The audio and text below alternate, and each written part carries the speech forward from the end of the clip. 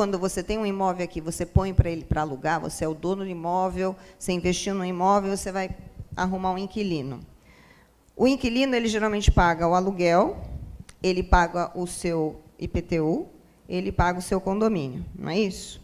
Então, lá é diferente. Lá é diferente. O dono do imóvel, ele vai alugar, por exemplo, vou alugar meu imóvel por $2.000. Lembre que esse dinheiro você vai pagar o seu condomínio, você vai pagar o seu IPTU, né? Você vai ter as despesas e você vai ficar com o lucro, né? A diferença entre o aluguel e as despesas que você tem. Então, eu lembro que quando eu comecei a trabalhar com investidores brasileiros, e essa coisa, às vezes, o brasileiro ter essa coragem mesmo, né, de desbravar e sair fazendo tudo sozinho. E eu tenho um cliente que virou grande amigo meu, e ele começou a fazer um monte de investimento sozinho nesse sentido, né? Ele não sabia dessa questão, primeira coisa. Então, ele punha o preço do aluguel, depois ele falava, mas eu que tenho que pagar o condomínio? Pensei que era o meu inquilino. Não, não é. Quebrou a geladeira, quem que vai arrumar? Proprietário. Quebrou a máquina de lavar, quem vai arrumar? Proprietário. Entupiu a privada.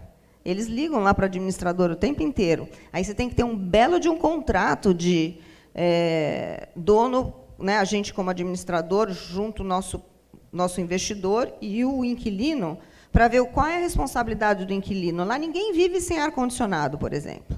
E, se você não tiver uma regra que o inquilino tem que trocar o filtro todo mês, ele pode estragar o ar-condicionado.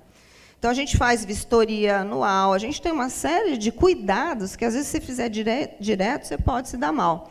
Esse meu cliente, que virou meu amigo, eu lembro que ele comprou vários apartamentos num condomínio que estava com um preço super barato. Pois depois que ele comprou, ele descobriu que aquele condomínio não permitia aluguel nos primeiros 2 anos. Porque eles queriam que, né, fosse um condomínio mais de pessoas, né, os donos, não tivesse tanto aluguel, e se ferrou, literalmente. Foi quando ele veio todo mansinho para cima de mim e falou, ai, vai, me ajuda. Falei, agora, né? Você quis fazer tudo sozinho, porque a gente sabe o condomínio que tem regra, que pode alugar temporada ou não, que pode alugar no longo prazo de cara, ou às vezes tem que esperar um tempo. Existem condomínios que a gente, como administrador de imóveis, eles fazem o inquilino ele faz uma aplicação, que a gente chama, ele faz uma inscrição junto a gente, onde você vai avaliar o crédito, você vai avaliar o histórico de pagamento dele, o histórico criminal dele, e muitos condomínios eles também exigem aprovar o morador. Pode ser um condomínio de luxo, muito luxo, que ele quer aprovar o morador. Tem condomínios lá em Orlando, com campo de golfe, com clubes, que eles têm que aprovar o comprador. Você tem o dinheiro, você vai pagar à vista até, mas pode ser que ele não te aceite. E a gente sabe quais são. E aí, condomínios de investimento com apartamentos mais baratos, que a gente sabe que tem essas regras também, que às vezes, poxa, não vale a pena tanto, talvez, comprar para investimento lá, melhor você comprar para morar, porque é tanta regra, tanta confusão.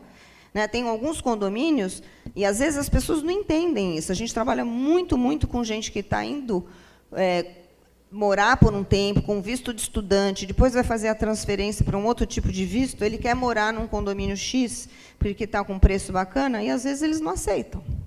E isso a gente sabe, às vezes as pessoas acham que a gente está de má vontade, e não é. A gente conhece todo o mercado, a gente conhece condomínio por condomínio, a gente conhece bairro por bairro, aquele bairro que tem as melhores escolas, aquele bairro que tem mais... E você tem que conversar com o cliente, né? Você fala assim, mas o que você gosta? Eu gosto de paz, não quero barulho, quero bem longe, eu nunca quero ir comer fora, quero só ficar na minha casa, é um tipo de lugar.